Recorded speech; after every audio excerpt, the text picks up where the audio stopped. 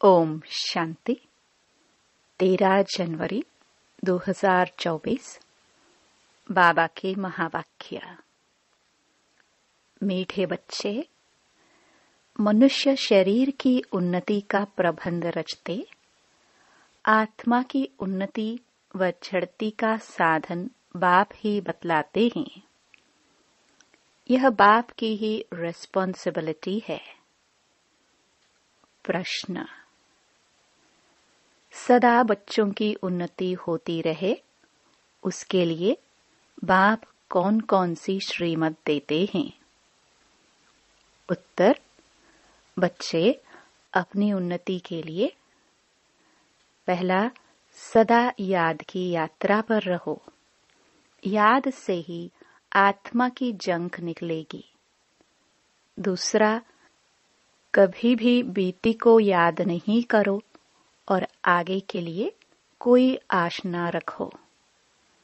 तीसरा, शरीर निर्वाह के लिए कर्म भले करो, लेकिन जो भी टाइम मिले वह वेस्ट नहीं करो। बाप की याद में टाइम सफल करो। चौथा, कम से कम 8 घंटा ईश्वरीय सेवा करो तो तुम्हारी उन्नति होती रहेगी। ओम शांति।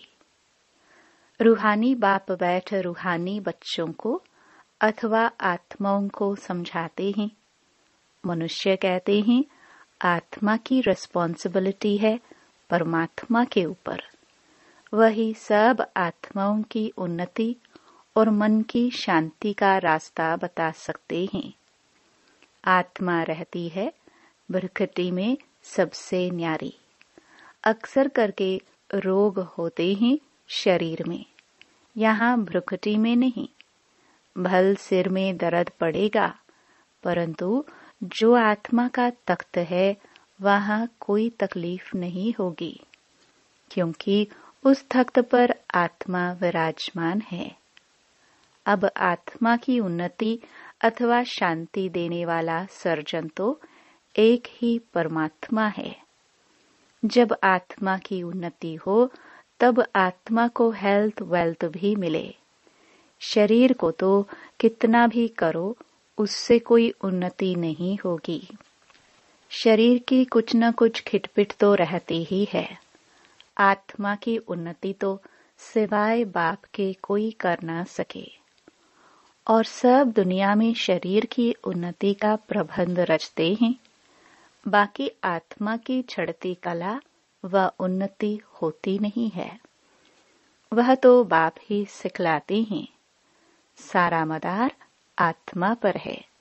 आत्मा ही 16 कला बनती है, फिर आत्मा ही बिल्कुल कला रहित हो जाती है। 16 कलाएं बनती हैं, फिर कला कम कैसे होती है, यह भी बाप ही समझाते हैं। बाप कहते हैं सतयुग में तुमको बहुत सुख था, आत्मा चढ़ती कला में थी, और सत्संगों में आत्मा की उन्नति कैसे हो यह बात नहीं समझाई जाती है। वह जिस्मानी नशे में रहते हैं। देह अभिमान है, बाप तुमको देही अभिमानी बनाते हैं। आत्मा जो तमो प्रधान बनी है उनको सतो प्रधान बनाना है। यहाँ सब है रूहानी बातें, वहाँ है जिस्मानी बातें। सर्जन लोग एक हाथ निकाल दूसरा डालते हैं। उनका आत्मा से कोई ताल्लुक नहीं।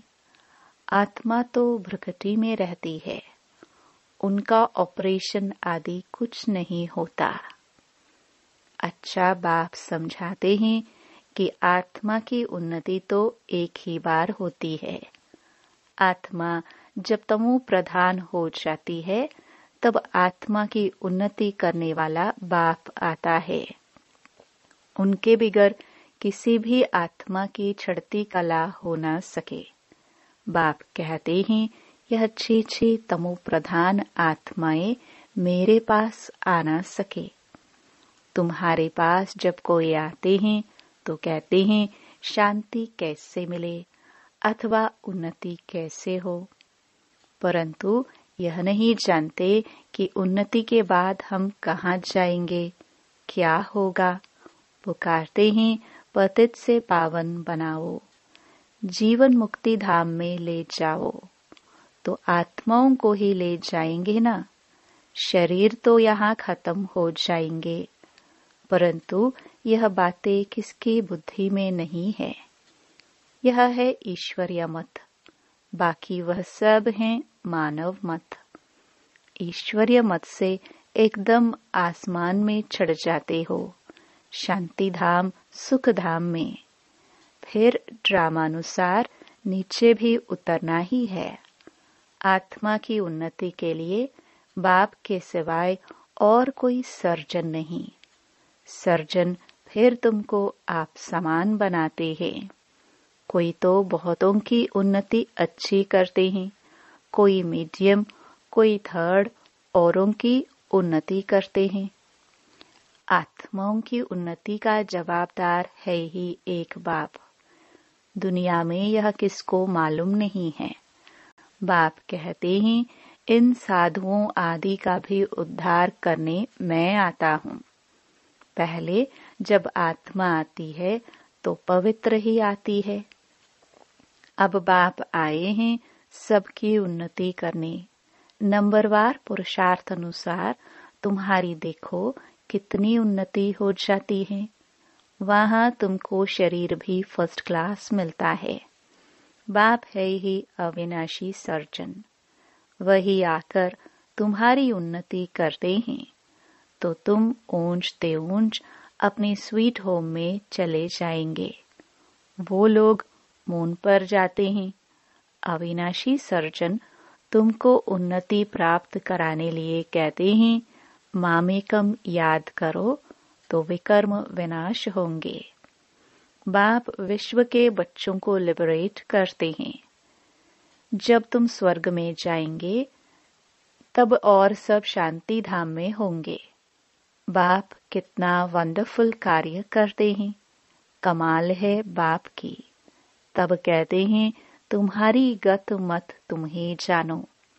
आत्मा में ही मत है। आत्मा अलग हो जाए तो मत मिल न सके।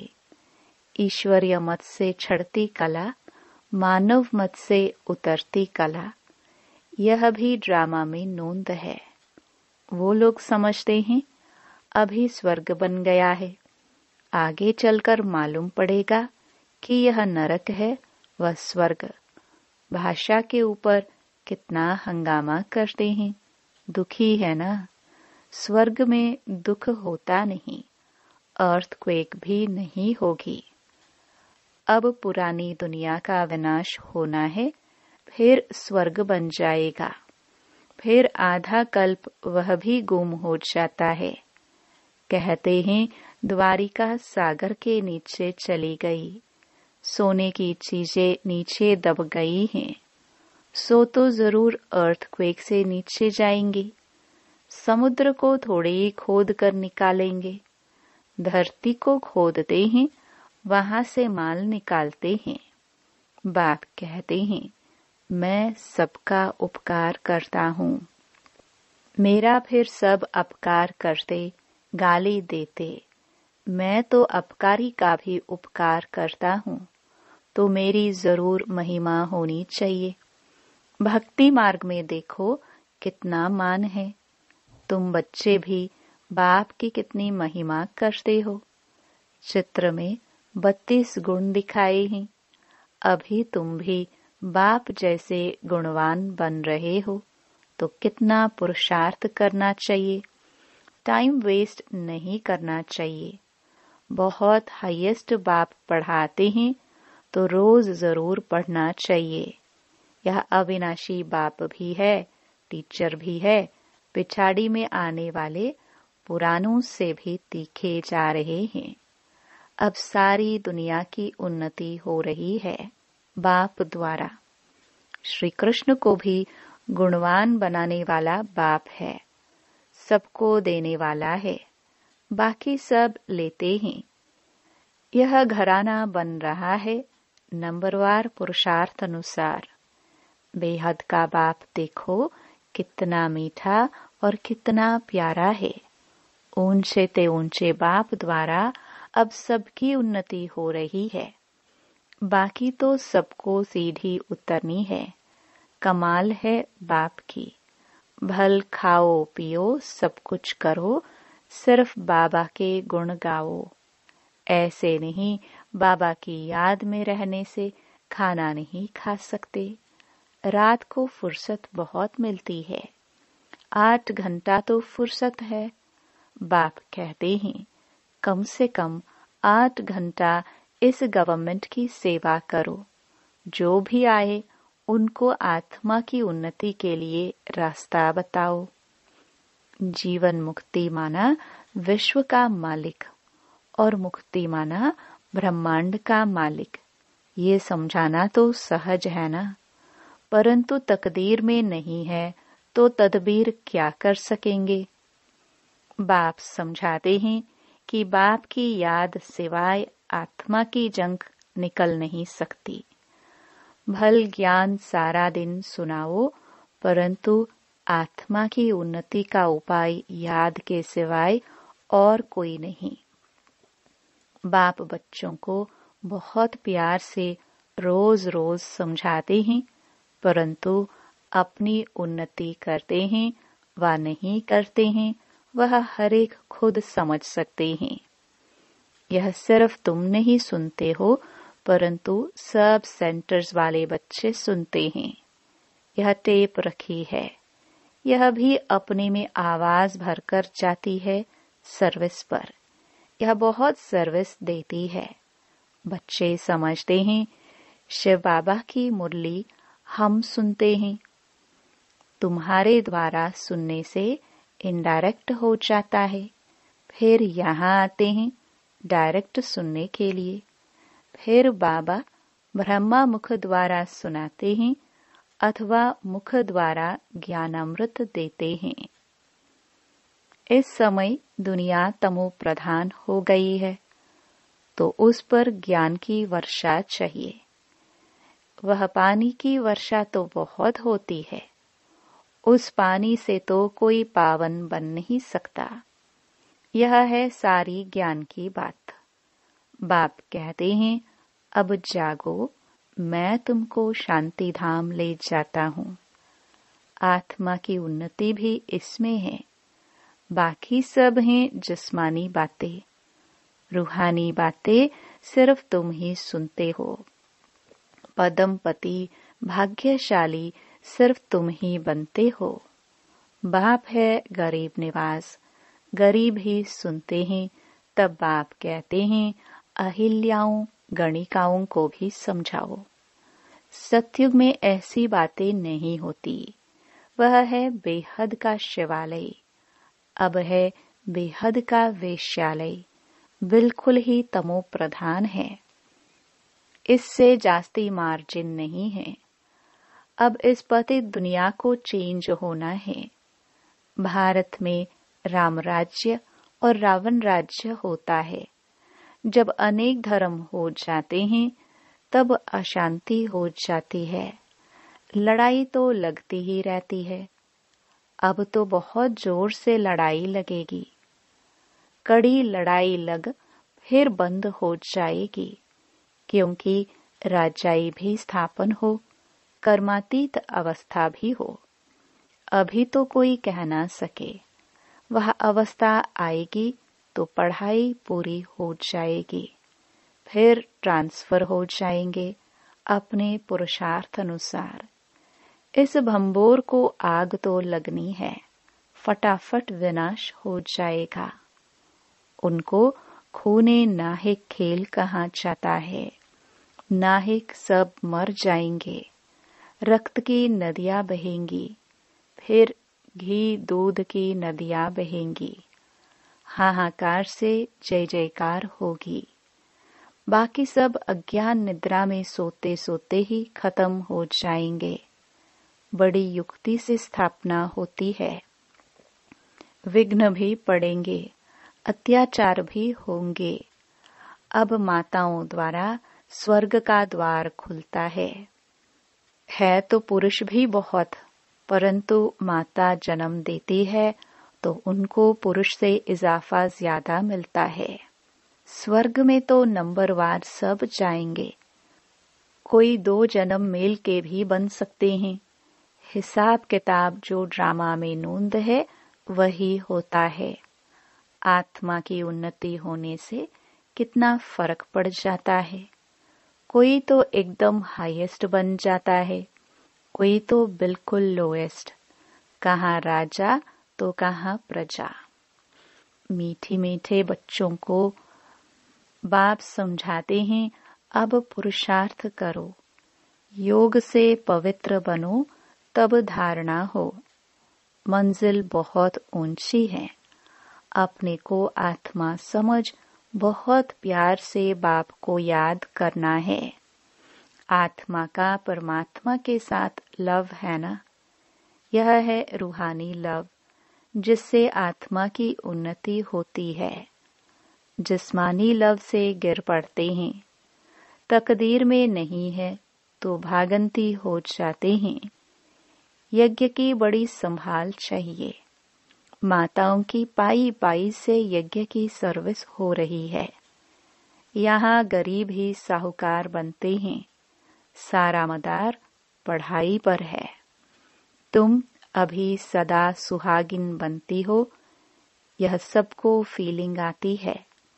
माला का दाना बनने वालों को कितनी अच्छी फीलिंग चाहिए। शिव बाबा को याद करते सर्विस करते रहो तो बहुत उन्नति हो सकती है। शिव बाबा की सर्विस में शरीर भी न्योछावर करना चाहिए। सारा दिन नशा रहे, यह मासी का घर नहीं है। देखना है हमने अपनी कितनी उन्नति की है। बाबा कहते हैं बीती को याद न करो, आगे की कोई आश मत रखो। शरीर निर्वाह अर्थ कर्म तो करना है। जो टाइम मिले उसमें बाप को याद करो तो विकर्म विनाश होंगे। बाबा बांधेलियों को भी समझाते हैं कि तुम्हें पति को बहुत नम्रता प्यार से समझाना है। कोई मारे तो उन पर फूलों की वर्षा करो।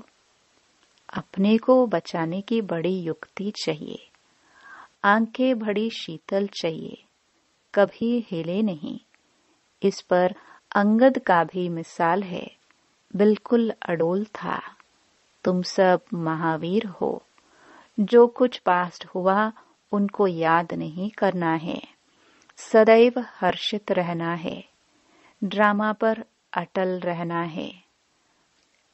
बाप खुद कहते हैं मैं भी ड्रामा के बंधन में बांधा हुआ हूँ, बाकी और कोई बात नहीं। श्री कृष्ण के लिए लिखा है स्वदर्शन चक्र से मारा। ये सब कथाएं हैं। बाप तो हिंसा कर ना सके। यह तो बाप टीचर है, मारने की बात नहीं है। यह बातें सब इस समय की है। एक तरफ ढेर मनुष्य हैं, दूसरे तरफ तुम हो। जिनको आना होगा आते रहेंगे। कल्प पहले मिसल पद पाते रहेंगे। इसमें चमत्कार की बात नहीं। बाप रहमदिल है, दुख हरता सुख करता है, फिर दुख कैसे देंगे। अच्छा, मीठे मीठे सिखिलदे बच्चों प्रति मात पिता बाप दादा का याद प्यार और गुड मॉर्निंग। रूहानी बाप की रूहानी बच्चों को नमस्ते। धारणा के लिए मुख्य सार। पहला, कम से कम 8 घंटा ईश्वरीय गवर्नमेंट की सर्विस कर अपना टाइम सफल करना है। बाप जैसा गुणवान बनना है। दूसरा, जो बीता उसे याद नहीं करना है। बीती को बीती कर सदैव हर्षित रहना है। ड्रामा पर अडोल रहना है। वरदान, संकल्प, बोल और कर्म के व्यर्थ को समर्थ में परिवर्तन करने वाले होली हंस भव। होली हंस का अर्थ है संकल्प, बोल और कर्म के व्यर्थ को समर्थ में परिवर्तन करने वाले। क्योंकि व्यर्थ जैसे पत्थर होता है, पत्थर की वैल्यू नहीं, रतन की वैल्यू होती है। होली हंस फौरन परख लेता है कि ये काम की चीज नहीं है, ये काम की है। कर्म करते सिर्फ यह स्मृति इमर्ज रहे कि हम राजयोगी नॉलेजफुल आत्माएं रूलिंग और कंट्रोलिंग पावर वाली हैं, तो व्यर्थ जा नहीं सकता। यह स्मृति होली हंस बना देगी। स्लोगन: जो स्वयं को इस देह रूपी मकान में मेहमान समझते हैं, वही निर्मोही रह सकते हैं। अव्यक्ति साइलेंस द्वारा डबल लाइट फरिश्ता स्थिति का अनुभव करो। जैसे जब कोई ऐसा दिन होता है तो चलते फिरते ट्रैफिक को भी रोककर 3 मिनट साइलेंस की प्रैक्टिस कराते हैं। चलते हुए सभी कार्यों को स्टॉप कर लेते हैं। ऐसे आप भी कोई कार्य करते हो या बात करते हो तो बीच बीच में यह संकल्पों की ट्रैफिक को स्टॉप करने का अभ्यास करो।